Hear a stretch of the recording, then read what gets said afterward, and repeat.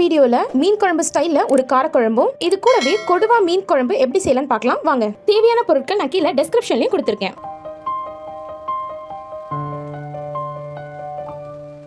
கொடுவா மீன் 1 கிலோ போல எடுத்திருக்கேன். இதை நல்லாவே க்ளீன் பண்ணி இந்த மாதிரி பெரிய பெரிய துண்டா கட் பண்ணி வச்சுக்கோங்க.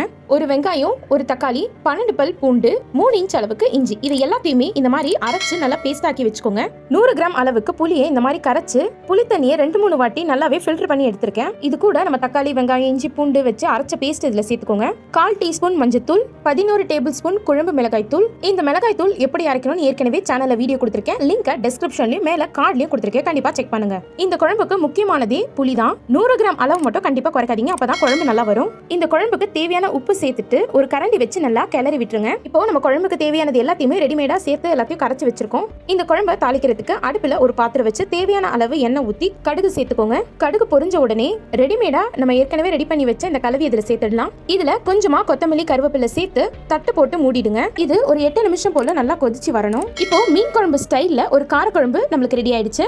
இப்போ ரெடி பண்ணி வச்ச இந்த குழம்புல மீன் துண்டுகள்லாம் சேர்த்துட்டு தட்டு போட்டு மூடிடுங்க. ஒரு 7 நிமிஷம் போல நல்லா கொதிக்க விடுங்க. அப்பதான் நம்மளோட மீன் எல்லாமே வெந்து ரொம்ப சூப்பரா வரும். மீன் எல்லாமே நல்லாவே வெந்து ரொம்ப சூப்பரா வந்திருக்கு. நம்மளோட சுவையான கொடுவா மீன் குழம்பு ரெடி ஆயிடுச்சு. இந்த ரெசிபி உங்களுக்கு பிடிச்சிருந்தா லைக் பண்ணுங்க, ஷேர் பண்ணுங்க, மறக்காம சப்ஸ்கிரைப் பண்ணுங்க. தேங்க்யூ.